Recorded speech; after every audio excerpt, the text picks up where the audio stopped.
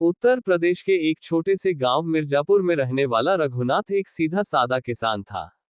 उम्र कोई 55 की रही होगी, पर चेहरा समय से पहले ही झुर्रियों से भर गया था।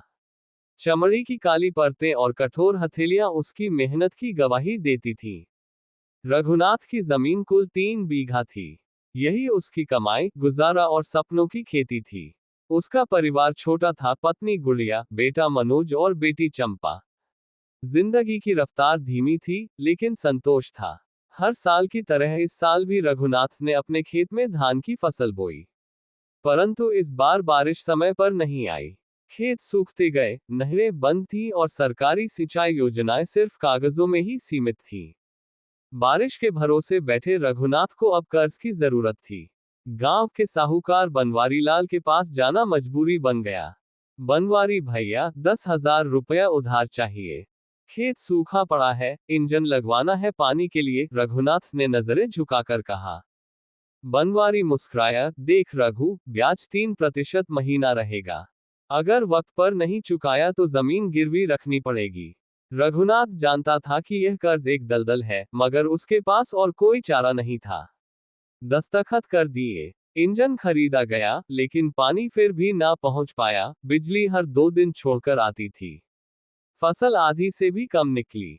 बाजार में दाम भी गिरे हुए थे।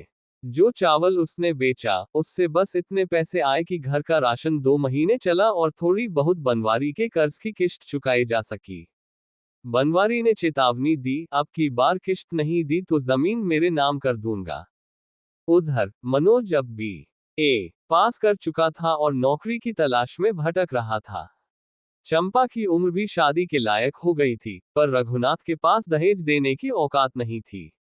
एक रात जब सब सो रहे थे, रघुनाथ अकेले खेत के किनारे बैठा था।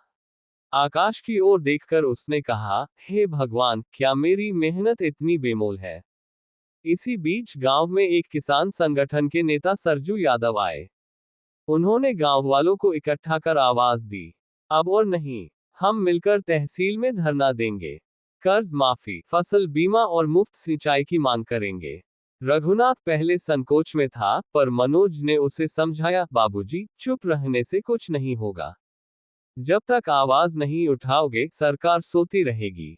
रघुनाथ अब आंदोलन का हिस्सा बन गया।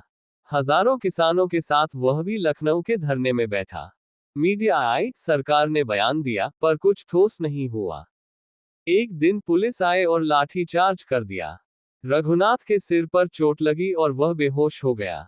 रघुनाथ की हालत देखकर मनोज ने सोशल मीडिया पर उसकी तस्वीर डाली और लिखा, यह मेरा पिता है, एक ईमानदार किसान जो अपने हक के लिए लड़ रहा था। क्या यही है भारत के अन्नदाता का सम्मान। ये पोस्ट वायरल हो गई। पत्रकार आए, नेता आए और सरकार ने जांच बैठाई। अगले ही हफ्ते बनवारी लाल पर अवैध कर्ज वसूली का केस दर्ज हुआ। उसकी दुकान सील कर दी गई। सरकार ने रघुनाथ का कर्ज माफ किया और उसे फसल बीमा का पैसा मिला। गांव में एक नई उम्मीद जगी। चंपा की शादी गांव वालों की मदद से हो गई।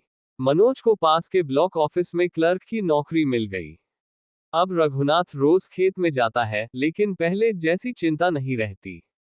गांव के लोग उसे बाबा रघु कहने लगे हैं, जो सबसे पहले आंदोलन में डटा रहा। रघुनाथ कहता है, किसान कभी कमजोर नहीं होता, बस उसे अपनी ताकत का एहसास नहीं होता। उसके शब्द आज गांव की दीवारों पर लिखे हैं। जब तक किसान जिंदा है, देश की रोटी सस्ती है।